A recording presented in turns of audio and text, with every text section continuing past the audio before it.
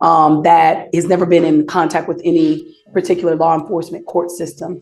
And from what I can see and what I hear out here from a lot of my Black male, and I'm sure it's common knowledge, is that because they are unfamiliar with the court system, they don't know, number one. Traveler. All right, guys, today we're looking at a sovereign citizen case that takes an unexpected turn this time. The defendant actually asked for a lawyer. Sounds like progress, right? Well, not quite. He's still fully locked into that sovereign citizen mindset. He was pulled over for driving without a license and using a fake plate. That literally just said traveler. And of course, he resisted arrest because no sovereign citizen case is complete without that chaos. But what really makes this one unusual is this strange courtroom dynamic between him and his attorney. It's oddly tense, borderline uncomfortable. You'll see what I mean.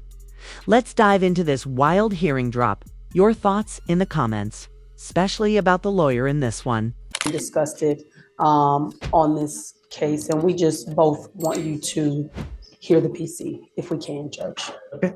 And then on the bond reinstatement as well, Judge. Right. So officers initiated a traffic stop in Harris County, Texas for a vehicle having a fictitious plate bearing the word traveler on it. During the stop, the defendant refused to provide... Traveler. Okay. During the stop, the defendant refused to provide ID or insurance information, stating, "I do not consent to this." Officer attempted to remove the defendant from the vehicle, and defendant actively resisted by pulling his arm away from deputies until he was detained. Okay. Tell me what. So we looked at, Madam Prosecutor, the interference with duties of public servant, Your Honor. Even if my client is failing to give them that, then it is an arrestable offense. But in this situation, it is, Judge. However, in this particular situation, he didn't interfere with anything in terms of his own arrest. I can, if it was a resisting or something to that effect, I can. They're just trying to get him out of the car. I don't disagree. It's classic sovereign case where got the license plate, think that traveling by right is what I think how they term it. In this situation, Judge, and the reason I'm employing upon the court is, even from what Madam Prosecutor has seen on the video, they're pulling and tugging at his arm, which put my client in some fear. It was more than one officer. It was pretty. But he still has a duty. If they're asking you to come out, they can lawfully do that. And there are videos, and go on YouTube, right? There are hundreds of videos where officers will literally destroy your car to get you out. When you get into a pissing match with a person who has the power of arrest, who's going to win, Mr. Daly? We don't disagree, Your Honor. Right. You know what I mean? That's real life. We don't disagree, Your Honor. I think under the circumstances of what actually happened, it was not Mr. Daly's position to resist or to interfere. That was not. He was concerned for his safety at that point. And actually, I don't know, did you hear that on the video? Right. And so in reviewing the video, it was pretty quick, pretty brash. They didn't give him an opportunity to respond per the prosecutor. In this situation, it wasn't as if he was intentionally. Remember, this is just a mere probable cause. Yes, so I agree. They ask you to come out of the car one time. Yeah, it's really that's. So, I think that there's enough probable cause to go forward now. The problem is, Mr. Daly, is that we revoke your bond. Your bond is set at $2,501, and you've continually failed to appear. So, the case and the way that you've treated us, it shows me that you just refuse to accept authority. How are we supposed to deal with that? How do we deal with that, Timberl? Your Honor, the only reason I bring to your attention is I asked the court to take into consideration. We have a Black male works every day who, and I hate to put that on the court, but I do in this particular climate, that has never been in contact with any particular law enforcement court system. And from what I can see and what I hear out here from a lot of my black male, and I'm sure it's common knowledge, is that because they are unfamiliar with the court system, they don't know, number one. Number two, when they do come in contact with police, and my mother is assistant chief of police, so I can understand, even when I was younger, I was taught that there are certain things that you have to do with when a police officer even stop you on a speeding ticket. What we don't know is whenever these officers come up, when you're somebody who don't have the privilege of having a police officer as a parent, or who isn't familiar and is being raised in this particular climate, and seeing what they see on TV and seeing what they hear and everything that has occurred, you don't know what the proper steps are. I was trained from when I was grown up what you do. I'm not saying that what he did was right or wrong. I'm not saying that how he reacted to this particular court, it is wrong. However, I'm employing upon the court to ask the court to take into a little bit of consideration, number one, from his perspective, things are getting bizarre in that courtroom.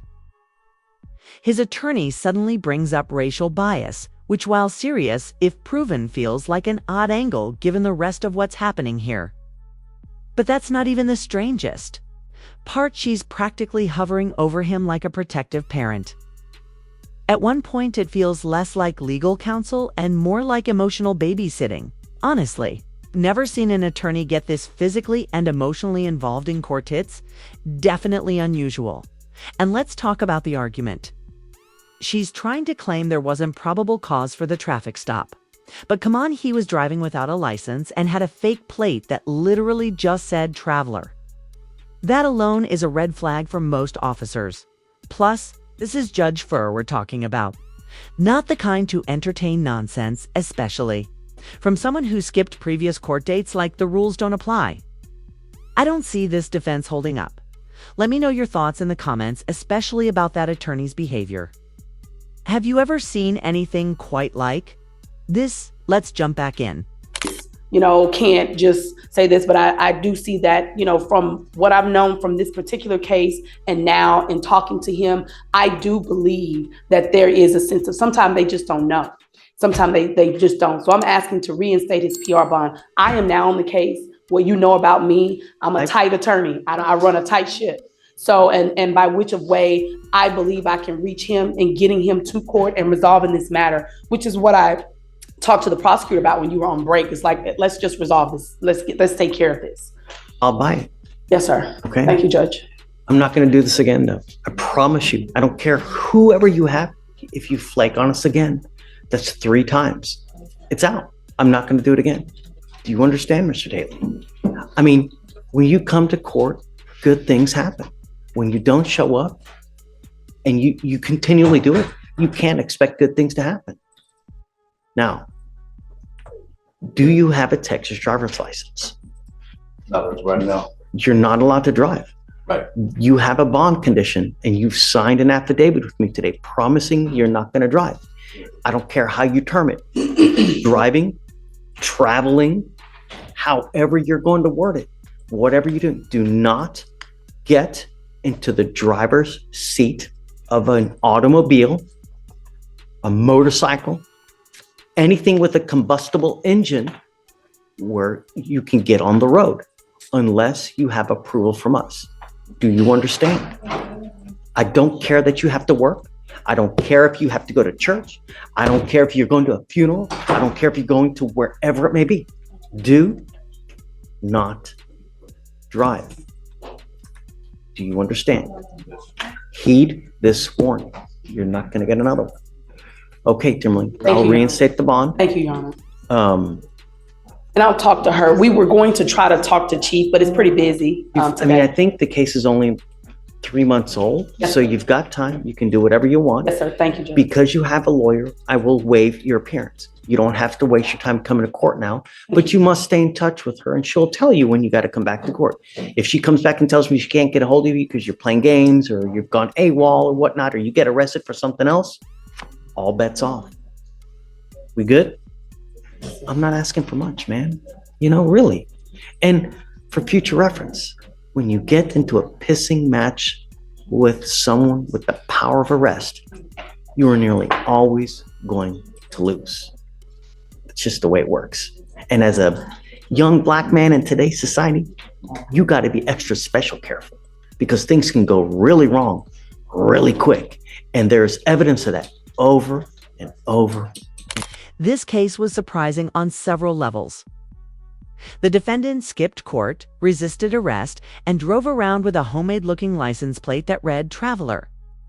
In most situations, failing to appear and resisting would lead to additional charges or a much harsher sentence. But here, Judge Fleur took a more lenient approach than expected. What really stood out, though, was the defense attorney's behavior. Her courtroom approach was unusually personal and physically close to the client, something rarely seen in court. On top of that, raising the issue of race in this context felt off, especially given the clear evidence like the fake plate and skipped court dates.